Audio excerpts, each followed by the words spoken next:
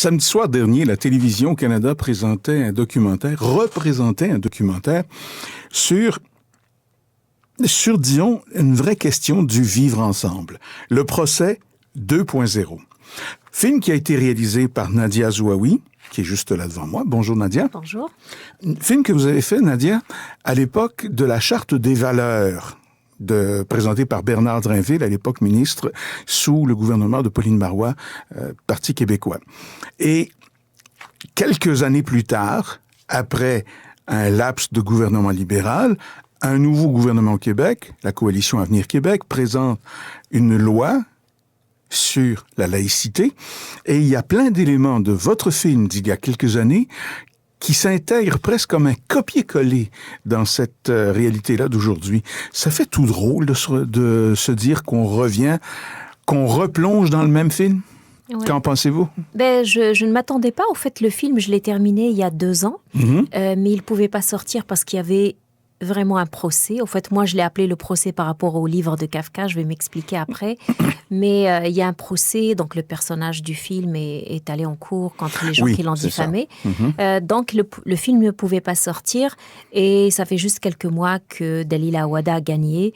Et donc, le film pouvait sortir. Et ça tombait avec tous les débats sur le projet de loi 21. Donc, c'était pas planifié. Mais en même temps, je me dis si ça peut... moi, mon but, c'était de retourner sur cette époque où il y avait ce débat ou ce non-débat, parce que malheureusement, il n'y avait pas vraiment d'échange, il y avait surtout des insultes entre les deux camps.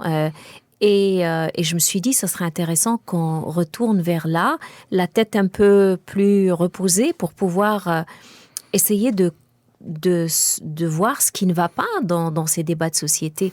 C'est des débats de société qui sont importants. La charte de la laïcité, c'est quelque chose de très important. Mais comment mener ces débats sans qu'il y ait toute cette virulence et parfois cette mauvaise foi aussi?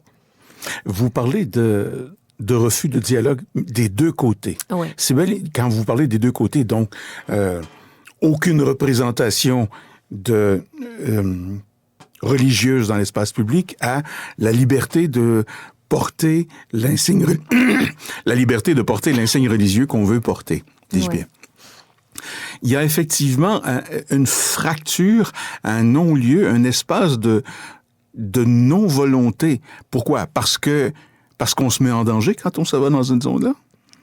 Mais je crois qu'il y a des gens, il y a beaucoup de faiseurs d'opinion qui le font par conviction, parce qu'ils sont sûrs que accepter que les gens portent des signes religieux dans la fonction publique va avoir une signification du retour de la religion dans la société québécoise, ce qui n'est pas vraiment le cas pour beaucoup de gens.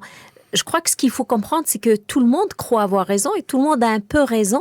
Et comme je disais dans le film, chacun a aussi un peu tort. Donc, s'il y a des gens qui ne veulent pas se remettre en question parce qu'ils croient qu'ils vont en vouloir, ils vont laisser l'autre avoir raison. Mais au fait, tout le monde a droit à sa façon de voir qui est différente. Et ce qu'il faut comprendre aussi, c'est que je crois que beaucoup d'immigrants ne comprennent pas aussi l'histoire des Québécois, de la chape de plomb qu'était l'Église à l'époque. Voilà, aussi. de la Révolution tranquille. Toute cette histoire n'est pas très connue d'immigrants. Et je crois que ça, c'est à faire connaître. Et en même temps, peut-être que le rejet de la religion qui s'est fait au Québec n'est pas la même révolution qui se fait ailleurs. Au Québec, avec la Révolution tranquille, il y a eu un rejet total de la religion. Il y a d'autres sociétés qui sont encore très, très proches de leur religion. Et peut-être expliquer que la sécularisation d'une société, c'est quelque chose de très important pour aller vers la démocratie. Mais en même temps, c'est pas tout le monde qui est prêt à rejeter complètement sa religion. Donc, c'est ce genre de débat constructif qu'il n'y a pas encore au Québec. Et Québec... pas encore ailleurs également. Pensez seulement à la Pologne, notamment avec la religion catholique, où il y a un refus total de la chose. Et même dans les pays musulmans. Je viens de finir un film qui s'appelle L'Islam de mon enfance, qui est un film sur l'impact... Dont on a parlé d'ailleurs. Voilà, sur l'impact de l'intégrisme sur les mentalités dans mon pays d'origine, qui est l'Algérie. Et dans beaucoup de pays musulmans, quand on parle de laïcité, c'est tout de suite, c'est la critique de la religion, c'est l'athéisme et tout ça. Et donc, c'est important et puis quand on regarde un peu l'historique de tous les pays qui sont laïques ou séculaires, même en Occident, en Europe, par exemple, la laïcité en France n'est pas la laïcité en Espagne ou en Allemagne. Pas du tout. Donc, c'est très différent. Il y a encore des pays qui sont un peu plus religieux, mais séculaires. Et donc, au Québec, on veut souvent aller vers la laïcité à la française, alors qu'on n'a pas aussi l'histoire de la France. Donc, et on n'a pas la même immigration que la France aussi. On a une immigration qui est éduquée, qu'on choisit, et donc, je crois que c'est des détails qui font que ce que le Québec va devenir avec son projet de laïcité va être différent de la France, de l'Allemagne et d'autres pays. Maintenant, comment ramener ces débats d'une façon plus constructive, sans aller vers la virulence, la diffamation, la division de la société. Et c'est un peu pour ça que j'ai fait ce film, parce que c'est sûr qu'initialement, j'aurais aimé que les gens qui étaient pour le projet de charte me parlent aussi. Ces gens-là que l'avocate Anne-France Goldwater, qui représentait Dalila, menait en cours. J'aurais voulu aussi qu'ils participent, parce que mon but, c'est vraiment de pouvoir faire asseoir tout le monde et de parler.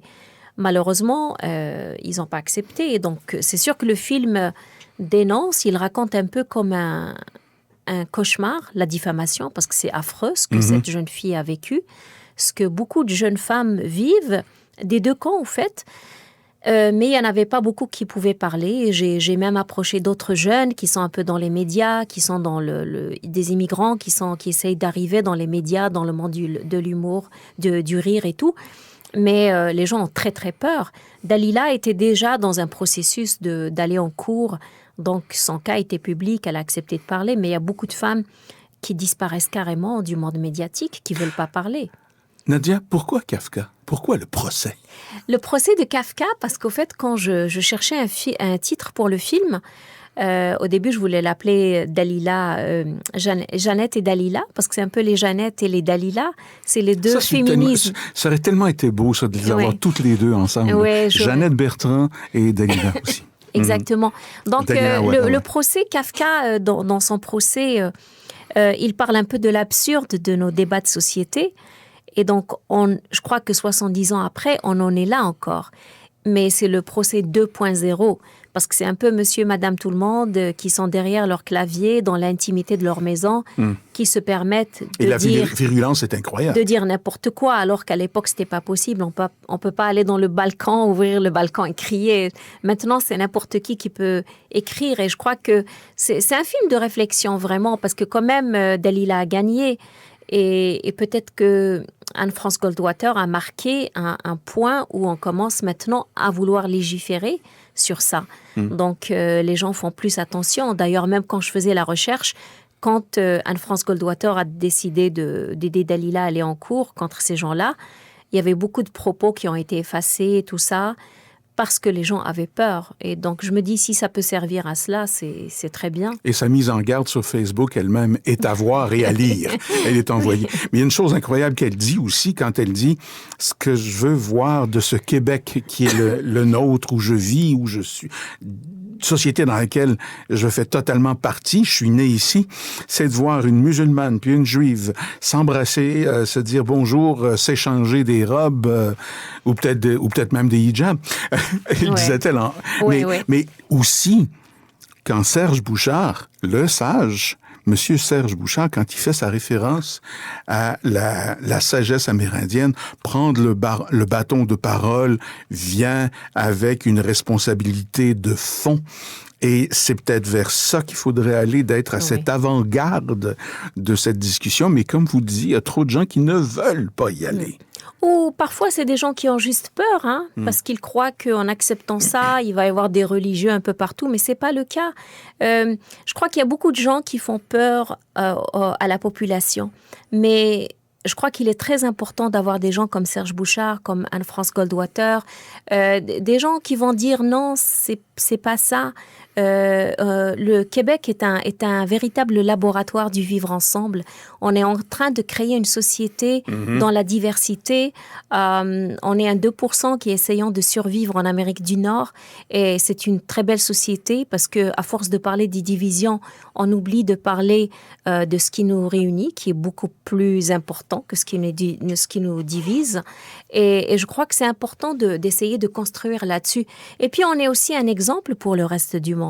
Parce que je vois, par exemple, dans mon pays d'origine, dans le film que je viens de faire, je parle de la destinée noire. Écoutez, 99% des Algériens sont musulmans et pourtant, ils ont trouvé le moyen de s'entretuer à cause d'une religion qui est la même religion pour tout le monde. Donc, c'est un peu le danger d'instrumentaliser les religions, les problèmes ethniques, les divisions ethniques. Et je crois qu'au Québec, on vient d'un peu partout.